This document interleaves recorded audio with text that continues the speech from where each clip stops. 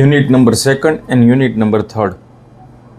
Unit number second, the concept of public speaking. એક્ઝામ્પલમાં સ્વામી વિવેકાનંદની speech છે અને સુધા મૂર્તિની, ઇન્ફોસિસના જે ચેરમેન. હવે એના રિલેટેડ આપણે જોઈએ ક્વેશ્ચન. સ્વામી વિવેકાનંદની શિકાગોની સ્પીચ. હવે સ્વામી વિવેકાનંદની સ્પીચમાં કઈ રીતે આપણે તમને સ્પીચ વિશે આપવામાં આવશે એના વિશે આપણે ડિટેલમાં લખવાનું છે. સ્વામી વિવેકાનંદે 1893ની અંદર રિલિજિયસ સ્પીચ અને પાર્લામેન્ટની અંદર આપેલી હતી શિકાગોની અંદર, અને એમાં પોતે જે પોતાની સ્પીચથી આખા વર્લ્ડને ઇન્ફ્લુઅન્સ કરેલા હતા એના રિલેટેડ આપણે ક્વેશ્ચન પૂછવામાં આવે છે. Swami Vivekananda speech at Chicago Parliament religion in 1893 was a landmark event in the history of the interfaith dialogue and the introduction of Hinduism to Western world.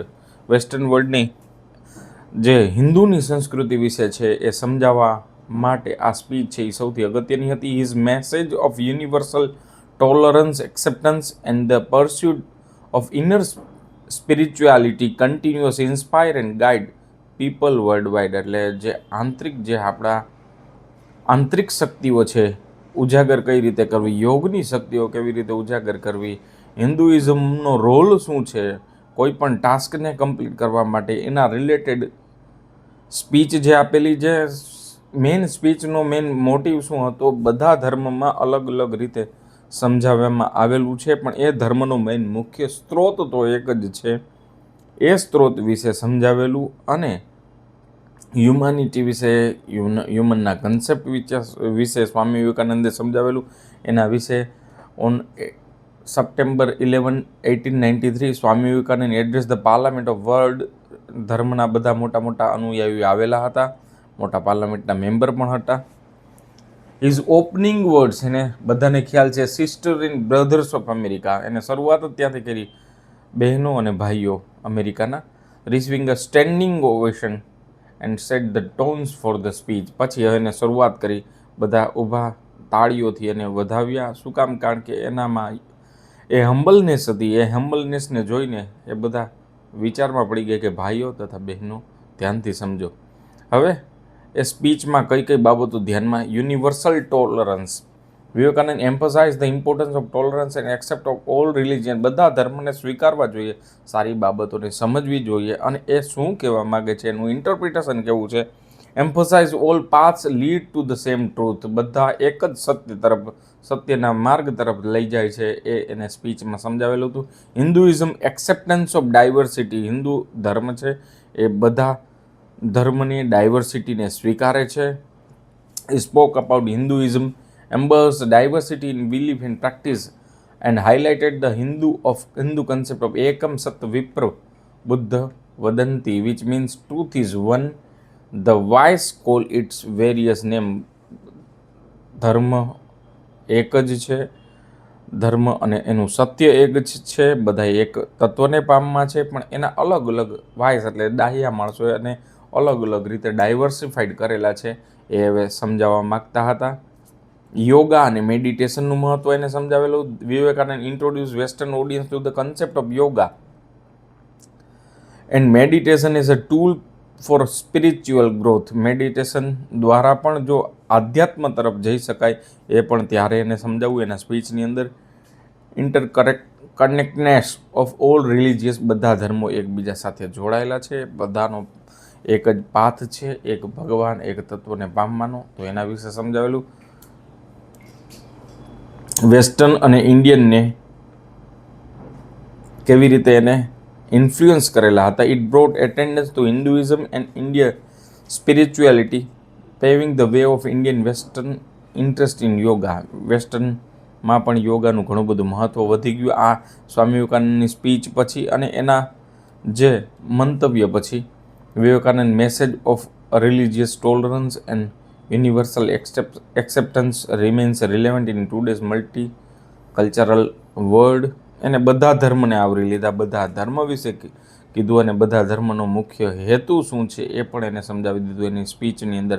તો આ છે સ્વામી વિવેકાનંદની સ્પીચ. પછી સેકન્ડ એમાં ક્વેશ્ચન પૂછી શકાય, સુધા મૂર્તિ જે ઇન્ફોસિસના ચેરમેન છે એને સ્ટુડન્ટ માટે શું પોલાઇટનેસ કેવી રીતે સ્ટુડન્ટને સ્પીચ આપેલી એડ્રેસ કરીને, તો Sudha Murthy, chairman of Infosys Foundation. Infosys આઈટીની મોટામાં મોટી કંપની છે. TCS પછી ટાટા કન્સલ્ટન્સી સર્વિસ પછીની કંપની છે. ઇન્ફોસિસના ચેરમેન સુધા મૂર્તિ, એને એડ્રેસ કરેલું હતું. એને શું popular because she speak as a teacher and mother, એને નોટ એઝ અ સેલિબ્રિટી. એને શિક્ષક તરીકે સમજાવેલું હતું. એને કયા કયા ફીચર્સ, એને શું સમજાવેલું હતું? Attitude and purpose, very humble and grounded. Main aim is to share life lessons, not so achievement. વધારે મારા એચિવમેન્ટ બતાવવા નથી, પણ લાઈફ શું બતાવે છે એને સમજાવ્યું સ્ટુડન્ટને. Tell student I am a simple person who become successful by values. મારા વેલ્યુના કારણે હું સક્સેસફુલ થઈ છું, મારા રિચનેસના કારણે, મારી કંપનીના કારણે નહીં. Language and style, use simple English or English, Hindi અને ઇંગ્લિશ જે સિમ્પલી બધા સ્ટુડન્ટ, બધા વ્યક્તિઓ સમજી શકે. No difficult word or jargon. Jargon એટલે એવા ડિફિકલ્ટ કોમ્પ્લિકેટેડ વર્ડનો યુઝ નથી કર્યો. શોર્ટ સેન્ટેન્સ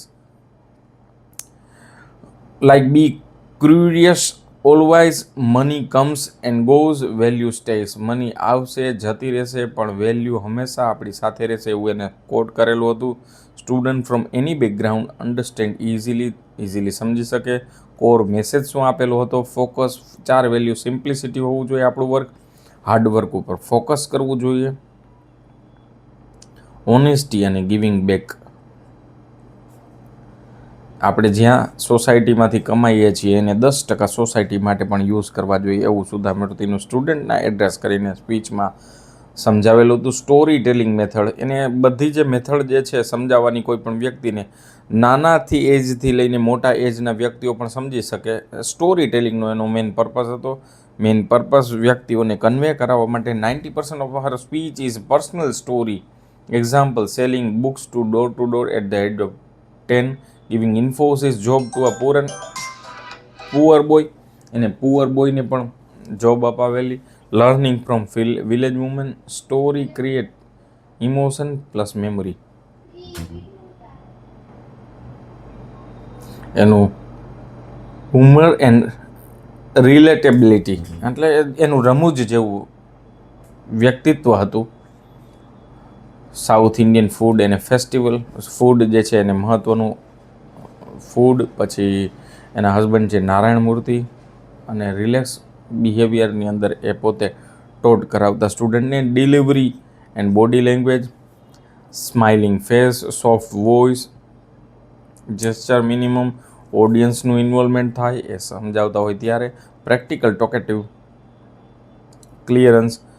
હવે એમાંથી આપણે શું શીખવું જોઈએ? Public speaking lessons, be authenticity, simplicity is a strength, story statistics, speak to strive not impress. આ છે સુધાંશુ મૂર્તિ થર્ડ જે યુનિટ છે એની સ્પીચ વિશે. હવે થર્ડ યુનિટ જે છે attitude of public speech through example, એમાં પબ્લિક સ્પીકની કઈ કઈ મિસ્ટેક હોઈ શકે પબ્લિક સ્પીકિંગ માટેની. તો lack of preparation, skipping the preparation phase can lead to disaster. Disaster એટલે દુર્ઘટના. જો હું પ્રિપેરેશન કર્યા વગર જો હું તમને સમજાવું, અથવા તમે કોઈ પણ વ્યક્તિને સમજાવતા હોય તો એ પ્રોપરલી સમજાવી ન શકાય. એના માટે કેટલા બધા ક્વેશ્ચન થાય, ડાઉટ આવી શકે.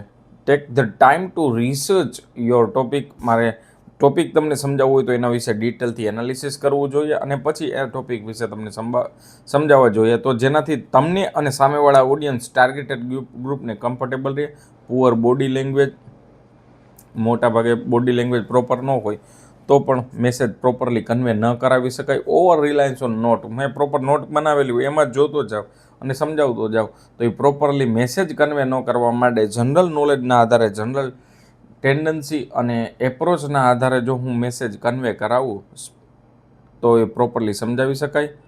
મોનોટોનિયસ વોઇસ, એક વખત કોઈ પણ જે સ્પીચ હોય, મોનોટોનિયસ એટલે ગમે નહીં એવી સતત એક જ ફ્લોમાં હું સતત વાંચતો જતો હોય, ઉદ્ગાર ચિહ્ન નહીં, ક્વેશ્ચન માર્ક નહીં, હાઈ ટોન, લો ટોન, એવો જો સ્પીચમાં યુઝ ન કરું.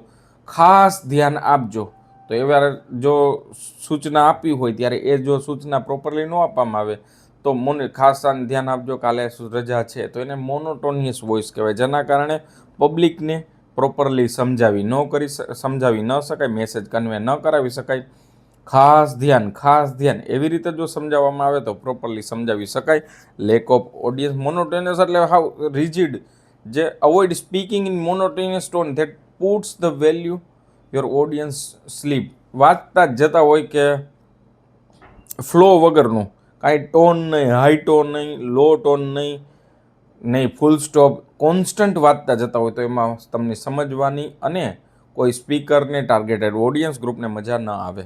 એટલે એ પણ એનું લિમિટેશન છે. લેક ઓફ ઓડિયન્સ એન્ગેજમેન્ટ, જો ઓડિયન્સ તમારી સાથે એન્ગેજ પ્રોપરલી ન થાય તો એ પણ પબ્લિક સ્પીકિંગને ફેલિયર થઈ શકે. ઓડિયન્સ જે ટાર્ગેટેડ ગ્રુપને જ ન મજા આવતી હોય તો એ પણ ફેલિયર તરફ જઈ શકે. અવોઇડ જાર્ગન, એટલે ડિફિકલ્ટ વર્ડ જે છે એ યુઝ ન કરવા જોઈએ. જાર્ગન એટલે ડિફિકલ્ટ વર્ડ, પ્રોપરલી હાઈ અને ડિફિકલ્ટ વર્ડનો યુઝ કરવામાં આવે તો પ્રોપરલી વ્યક્તિઓ ન સમજી શકે.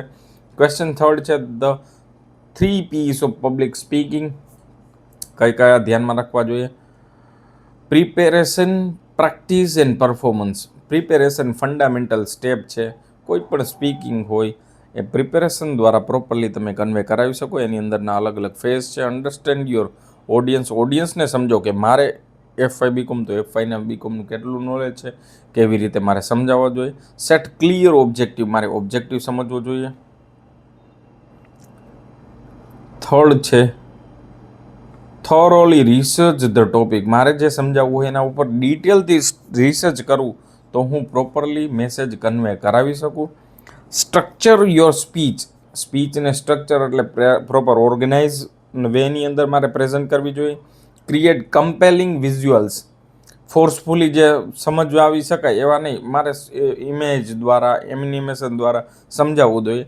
એન્ટિસિપેટ ક્વેશ્ચન જે આવી શકે એવા ક્વેશ્ચનને પણ, તો આ પ્રિપેરેશનનો ભાગ છે જે સ્પીકિંગ ટાઈમે ધ્યાનમાં લેવા જોઈએ. આના વિશે તમે 1-2 લાઈન વધારે લખવી હોય તો પણ લખી શકો. પ્રેક્ટિસ ઇઝ અનધર ઇસેન્શિયલ એટલે મહત્વનું એલિમેન્ટ, ઘટક for honing your public speaking skill and ensuring a confident effective delivery. એના કારણે પ્રેક્ટિસ હોય, હું 2 વખત 3 વખત, એક વખત હું વિડીયો શૂટ કરતો હોય તો મારી જ સિમ્પલ જોઈએ તો 2 વખત 3 વખત રીટેક કરીને પ્રોપરલી હું પ્રેક્ટિસ દ્વારા જ પરફેક્ટ ફ્લુઅન્સીમાં હું લેક્ચરને ડિલિવર કરી શકું. તો લેક્ચરના કારણે ઇમ્પ્રુવમેન્ટ આવતું જાય. પછી એક સમય એવો આવે તો ડાયરેક્ટ હું રેકોર્ડ કરું તો પણ વિડીયો પ્રોપરલી એસ્ટાબ્લિશ કરી શકાય, પ્રોપરલી વિડીયો ઉતારી શકાય. તો એને કહેવાય પ્રેક્ટિસ. પ્રેક્ટિસના કારણે એમાં સ્પીચ રિહર્સલ કરવી જોઈએ. મારી સ્પીચને એક વખત મારે જ વિડીયો ઉતારીને સમજવું જોઈએ કે મારી આટલી ભૂલ થાય છે, આ ભૂલને સુધારવા માટે શું કરવું જોઈએ, એના માટે મારે ફોકસ કરવું જોઈએ, વિચારવું જોઈએ અને એને પછી ઇમ્પ્રૂવ કરવું જોઈએ. ટાઈમિંગ એન્ડ પેસ પ્રોપરલી સમજવું જોઈએ. હું એક જ વિડીયો છે એ 1.5 કલાકનો, 1 અથવા 2 કલાકનો હું બનાવી આપું તો તમને જોવામાં રસ નહીં લે. તમને સિમ્પલ, શોર્ટ અને ઇઝી વેની અંદર જો હું સમજાવું અને જો હું પ્રેઝન્ટ કરું તો તમે પ્રોપરલી જોશો અને તમે બીજાને પણ શેર કરશો, જેમ અત્યારે તમે કરશો.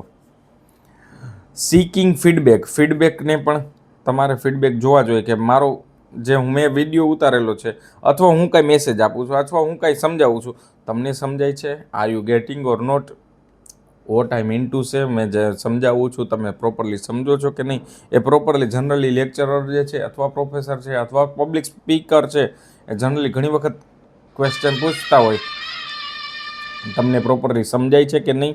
R you gating vote I mean to સે? ઘણી વખત એ પોતાની સ્પીચ દ્વારા, પોતાના પ્રોપર સ્પીચ દ્વારા એ ક્વેશ્ચન પૂછતા હોય ટાર્ગેટેડ ઓડિયન્સ ગ્રુપને. રેકોર્ડિંગ યોર સેલ્ફ, તમારે જે સ્પીચ છે એને રેકોર્ડ કરો.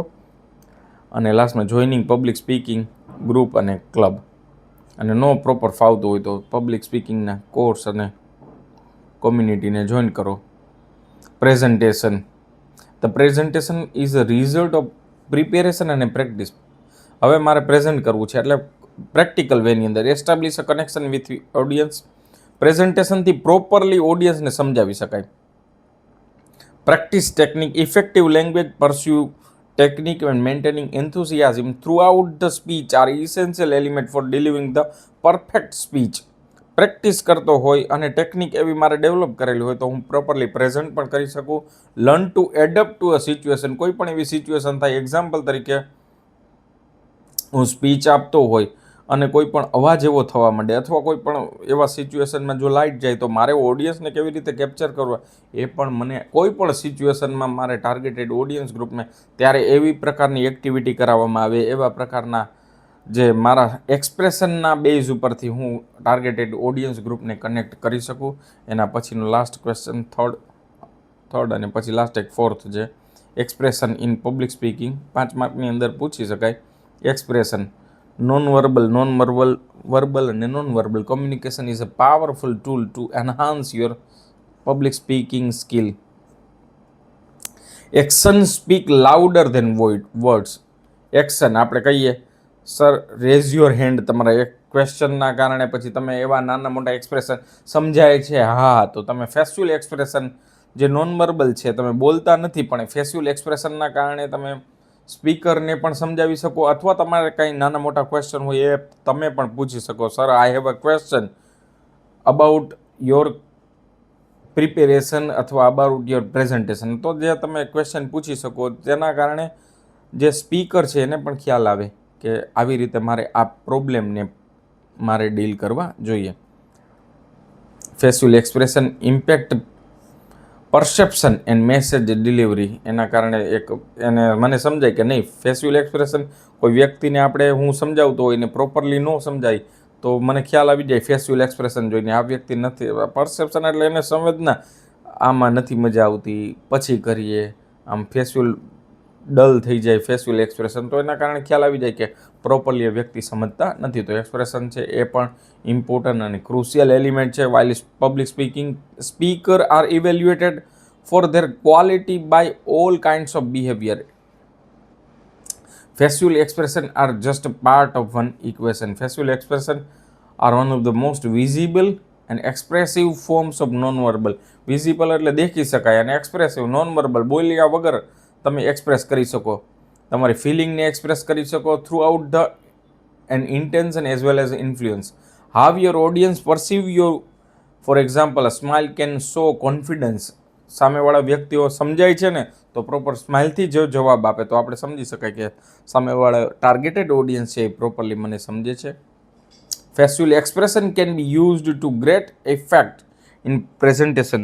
Smiling for instance can be used to show happiness, gratitude, approval, agreement. Smile જો કરવામાં આવે તો આપણે સમજી શકીએ કે સામેવાળા વ્યક્તિઓને મજા આવે છે, એ સમજે છે અને પ્રોપરલી એ કન્વે પણ થઈ જાય છે. લાસ્ટમાં છે ઇમ્પોર્ટન્સ ઓફ હ્યુમર્સ ઇન સ્પીચર, એટલે રમૂજ, આનું ગુજરાતી થાય રમૂજ. રમૂજનું સ્પીચમાં શું મહત્વ, એટલે હાસ્યની બાબતો જે છે એને સ્પીચમાં શું મહત્વ છે. The movement the audience laugh with you, they connect with you. Properly જો હસતા હોય તો એનો મતલબ શું, ઓડિયન્સ તમારી સાથે કનેક્ટ થઈ ગયા છે. રમૂજનું પણ ઘણું મહત્વ છે. When you use humour in a speech you demonstrate that you are confident enough to laugh and that you don't take yourself too seriously. તમે પ્રોપર સિરિયસ થઈને જો હું સમજાવતો હોય તો પ્રોપર મજા ન આવે. નાના મોટા જોક્સ દ્વારા, કોઈ પણ એક એક્સપ્રેશન દ્વારા હું જો પ્રોપરલી સમજાવું તો તમે ઇઝીલી સમજી શકો અને તમને પણ મજા આવે. ટાર્ગેટેડ ઓડિયન્સ ગ્રુપને તો રમૂજ એટલે કે હ્યુમર એ પણ મહત્ત્વની છે. Difficult subject or situation, calm your nerves and capture your audience attention. તમે ઓડિયન્સના એટેન્શનને પણ કેપ્ચર કરી શકો. There are particular skill to tell jokes such way right rhythm and pausing comedian can work. એટલે આપણે ન કે રાઇમ બોલતા હોય અથવા એવા જોક્સ કરતા હોય, એવી દુહાઓ કે, તો એવા જેના કારણે ઓડિયન્સને કેપ્ચર કરી શકાય. પછી નાના મોટા જોક્સના કારણે જે કોરિલેટ કરી શકાય ટાર્ગેટેડ ઓડિયન્સ ગ્રુપને. There are many other ways of using humor in speech. Story દ્વારા, હવે રમૂજ કઈ રીતે, તો સ્ટોરી કહીને, કીડીબાઈને હાથીની વાર્તા કહીને એ એક્ઝામ્પલ દ્વારા પણ કનેક્ટ કરી શકાય, રમૂજ પણ ક્રિએટ કરી શકાય. તો એ સ્ટોરી દ્વારા, કોટ્સ દ્વારા. એવા human brain start working the moment you are Born and nerves stop until you stand up to speak. એટલે આવા નાના નાના કોટ્સ દ્વારા પણ તમે પ્રોપરલી કોમિક ઇમેજ અને એવા એક્સપ્રેશન દ્વારા પણ તમે વ્યક્તિઓને, સામેના ટાર્ગેટેડ ઓડિયન્સ ગ્રુપને સમજાવી શકો. ક્યારે યુઝ સિચ્યુએશન મુજબ આપણે એ હ્યુમરનો યુઝ કરવો જોઈએ. Great place to humour is beginning of the સ્પીચની બિગિનિંગમાં captures people attention because it is unexpected making them laugh. If no one laugh then I prepare for tough audience. જો કોઈ હસતું ન હોય, હું જોક્સ કહું ને કોઈ હસતું ન હોય ને સિરિયસ હોય, તો એનો મતલબ શું છે? ઓડિયન્સ છે એ ફોકસ્ડ છે ટાર્ગેટેડ ઉપર, ટોપિક ઉપર, તો ત્યારે મારે એવું રમૂજ ન કરવું જોઈએ. ક્યારે કરવું જોઈએ ને ક્યારે ન કરવું જોઈએ. તો આવી રીતે ટોટલ 3 યુનિટ જે છે ખાસ જોઈ લેજો. મેક્સિમમ લોકોને શેર કરી જગો. ઇંગ્લિશ મીડિયમમાં લખવાનું છે. 3 યુનિટ છે, 25 માર્કનો છે. 2 ક્વેશ્ચન 10-10 માર્કના હશે. લાસ્ટ ક્વેશ્ચન 5 માર્ક્સનો હશે. જનરલી 3rd યુનિટની અંદર 5 માર્ક્સનો એક ક્વેશ્ચન પૂછાશે એના અથવામાં બીજો ક્વેશ્ચન હશે. તો આ છે પબ્લિક સ્પીકિંગ, જે તમને શોર્ટ અને સિમ્પ્લિફાઈડ વેની અંદર આપેલું છે. આનમાં વધારો પણ કરી શકો અને ઘટાડો પણ કરી શકો તમારી મુજબ, પણ ટોપિક રિલેટેડ. ખાસ all the best for your exam. Maximum આ વિડીયોને લાઇક કરજો, શેર કરજો અને સબસ્ક્રાઈબ કરજો. Thank you. All the best for your exam.